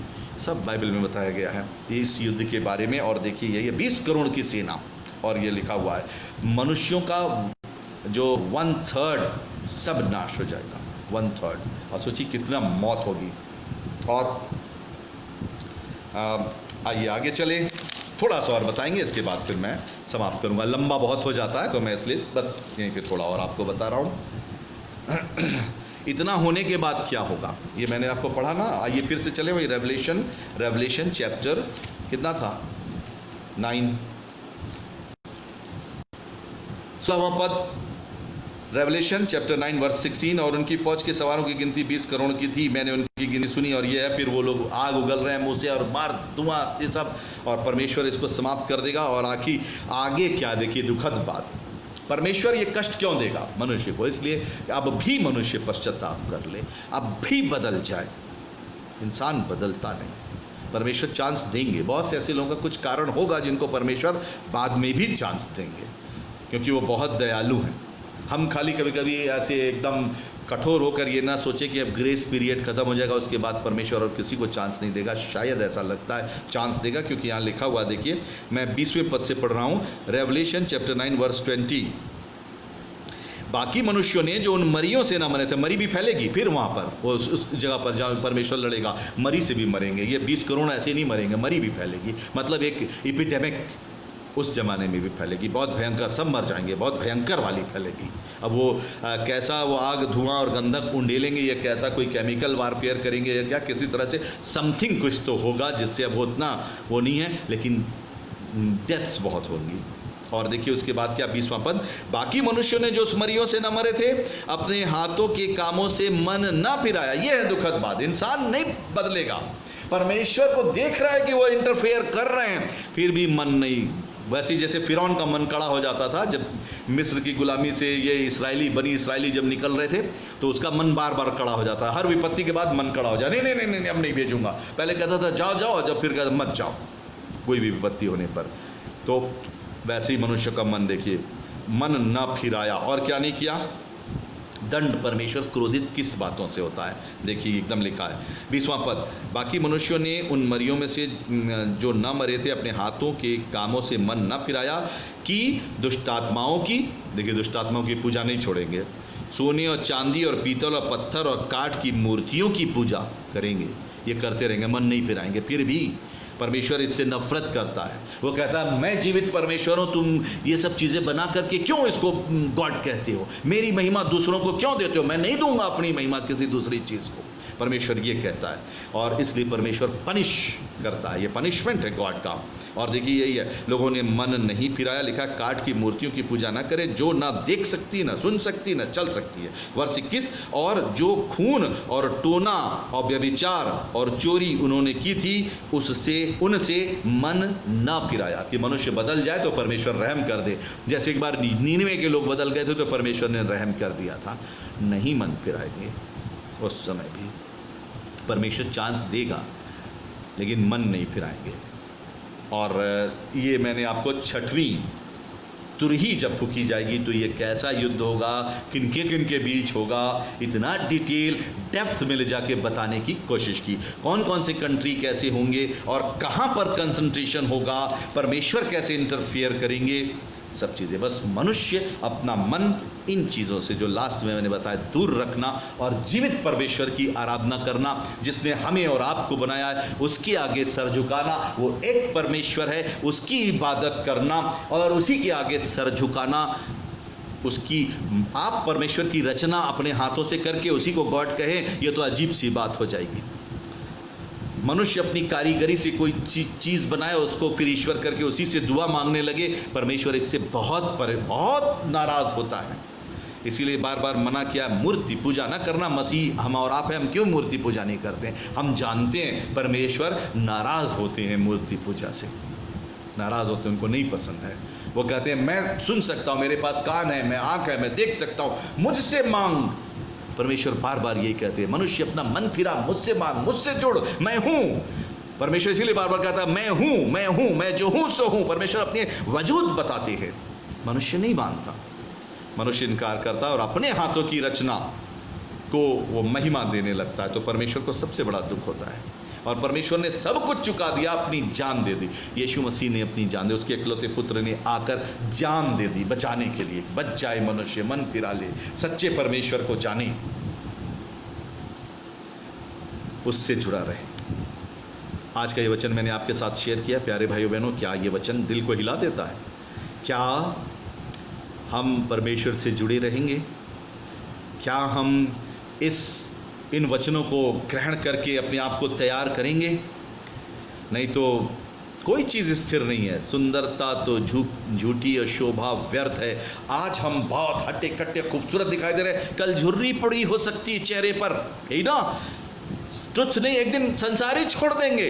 हम किस लिए अनंत जीवन के लिए अपने आप को तैयार करना है? परमेश्वर ने कहा तुम थोड़े दिन के लिए, तुम इस पृथ्वी पर परदेशी हो, एक दिन तुम्हारा डेरा सरीखा घर गिराया जाएगा, स्वर्ग पे जाने की तैयारी करना, अपने स्वदेश परमेश्वर के पास तैयारी करना। वचन तो बार बार बता रहा है, नहीं सुनेंगे तो फिर हम भी झेलेंगे उन्हीं सब चीज़ों को। आइए संकल्प करें कि हम इन चीज़ों को धारण कर लें। परमेश्वर तेरे वचन को सीखेंगे। बहुत ही विचित्र और एकदम ट्रुथ है तेरा वचन। 5 बुद्धिमान कुमारियों के समान पहले से तैयारी करें। आइए मेरे साथ जुड़े हुए सब लोगों को मैं धन्यवाद करता हूं जो मेरे साथ जुड़े हुए हैं। हम लोग जुड़े रहें, वचन को पढ़ें, पढ़ना है खूब वचन को। जैसे हम बच्चों के करियर तैयार करने के लिए उनको बोलते हैं पढ़ो, ट्यूशन लगाते हैं, वैसे अपने बच्चों को भी हमको सिखाना है, लेकिन किससे सिखवाएं इस पर ध्यान रखिएगा। गलत व्यक्ति ना सिखाने पाए। बहुत से मसीही उसमें भी बहुत तरह के वो हैं, कहीं भटक ना जाएं। आपको परमेश्वर ने पास्टर दिया है, अपने पास्टर से सीखिए। मैं सदा सिखाने को तैयार रहता हूं और मुझे अच्छा लगता है जब कोई मुझसे पूछता है। परमेश्वर आपकी व्यवस्था करता है, इधर उधर से क्यों सीखेंगे जब परमेश्वर ने आपको दिया। तो इसलिए सही जगह सही तरीके से सीखें, जिसको आप जानते हैं, ट्रू नॉलेज बाइबल की, जो आपको भटका न दे। बहुत से विश्वास है नए तरीके के, कल्ट हैं बहुत सी दुनिया में, ऐसे खतरनाक कल्ट हैं इस समय में। कहते हैं अब जीसस दोबारा नहीं आएंगे, ऐसे ऐसे कल्ट है। कहते हैं मनुष्य के अंदर रूह नहीं होती है, क्रिसमस मत बनाओ, ये किसी का बर्थडे मत बनाओ, ऐसी ऐसी बातें, कल्ट है ये सब। यीशु मसीह की जय मत बोलो, मना करने वाले कल्ट है, आपको मिल जाएंगे। एक है माता चला है आजकल, माता, परमेश्वर माता, फीमेल है परमेश्वर, माता समाज। आप किससे शिक्षा ले रहे हैं? सही शिक्षा एकदम उसका ध्यान रखिएगा, नहीं तो भटक जाएंगे। किससे सीख रहे हैं ये भी जरूरी है, इस पर भी ध्यान करना। ठीक है, तो आइए हम लोग एक दूसरे के लिए प्रार्थना करें, एक दूसरे को समझाएं, चिताएं और सिखाएं और सही तरीके से वचन को सीखें। कभी कभी बहुत से लोग क्या करते हैं, आपका पास्टर योग्य है, उससे नहीं पूछ के किसी और से पूछे, दूसरे को, ब्रदर फलाने आप बता दिया। अरे भाई, वो हो सकता है कल्ट वाला हो तो आपको बहका देगा, कुछ और सिखा देगा। तो ध्यान से सही चीज भी आए, क्योंकि अंत का युग चल रहा है। बहुत तेरे मेरे नाम से आकर के कहेंगे मैं मसीह हूं, ऐसा ना हो कहीं भटका न दिए जाओ, कहीं वो बुझ न जाए, उसका भी ध्यान रखना है।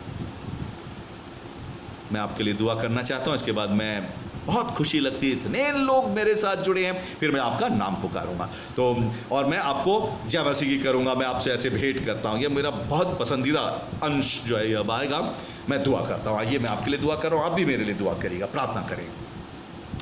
परमेश्वर पिता, हम आत्मा में एक होते हैं। जितने लोग हमारे साथ वचन सुन रहे हैं परमेश्वर पिता, इनको आपके हाथ में देते हैं। सामर्थी परमेश्वर, जिंदा आसमानी बाप, हालेलुया हालेलुया हालेलुया।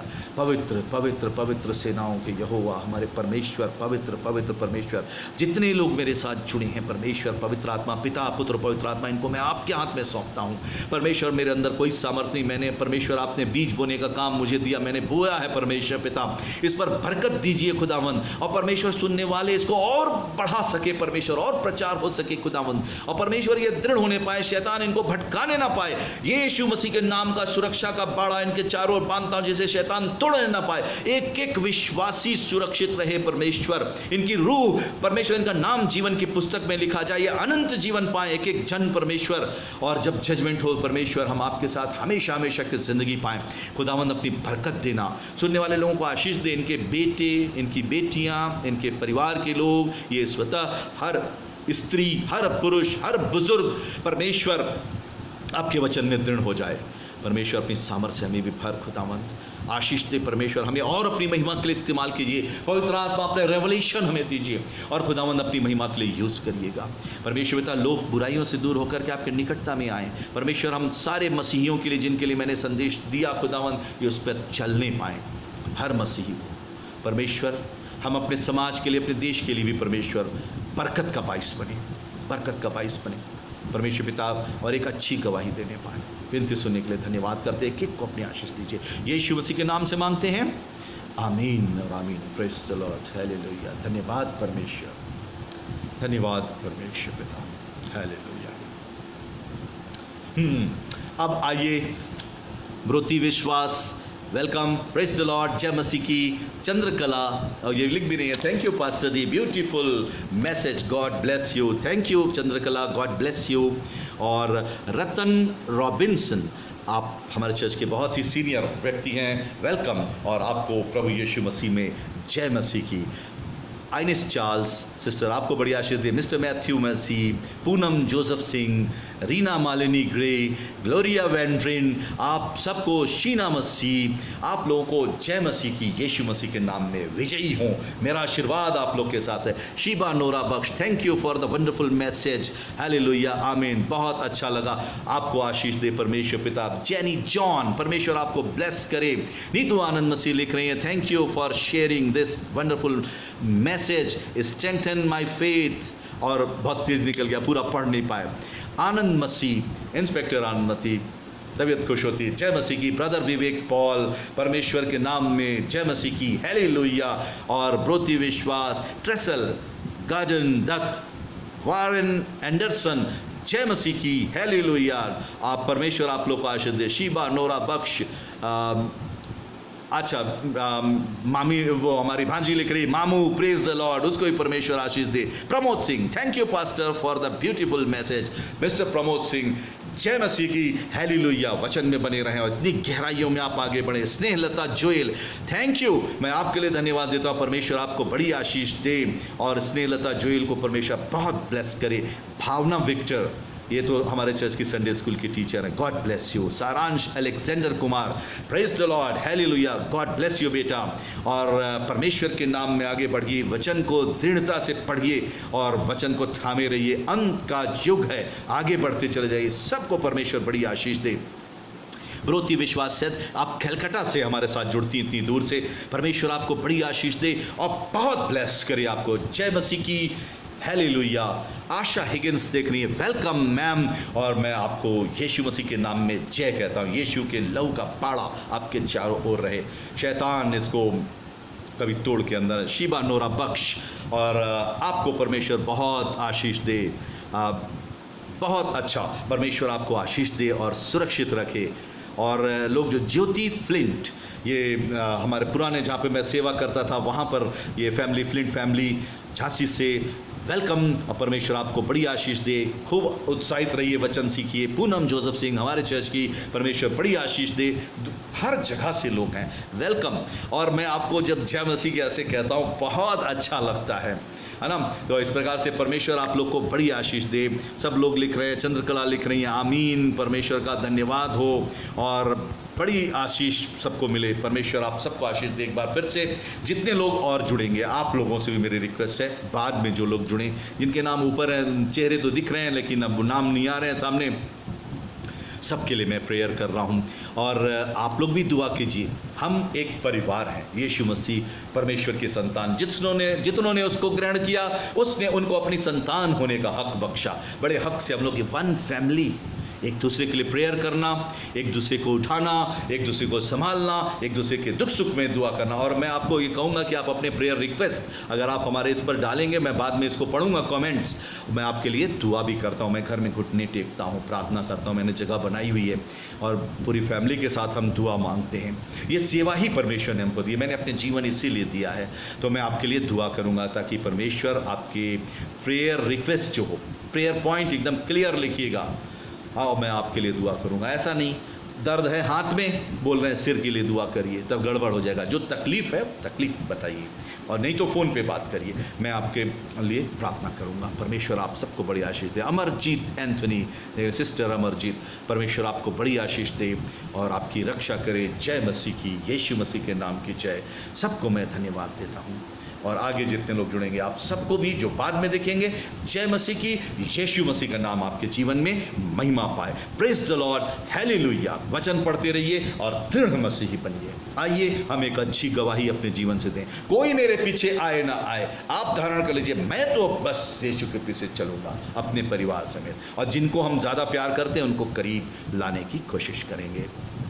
ठीक है, तो इस तरह से हम एक दूसरे को जोड़ेंगे। शोभा एल्ड्रिड, आप जुड़ी हुई हैं, जय मसीह की, परमेश्वर आपको बहुत आशीष दे। इसी के साथ मैं इसे समाप्त कर रहा हूँ। God bless you, good night, have a nice day. फिर हम मिलेंगे अगले बुधवार को। फिर मैं एक नई चीज़ आपके सामने लाऊंगा। मैं एक दिन पहले उस पर डाल देता हूँ और आप उसमें देखेंगे, सब्जेक्ट लिख दूंगा, दुआ किया करिए, है ना। और इस तरह से हम लोग उसको स्टडी करेंगे। और अगले बुधवार को, अगले वेंसडे को शाम को 7 बजे फिर, अगर मैं नोटिस भी नहीं डालूं तो भी तैयार रहिएगा उसको ज्वाइन करने के लिए। ठीक है, परमेश्वर आप लोग को बड़ी आशीष दे। आमीन।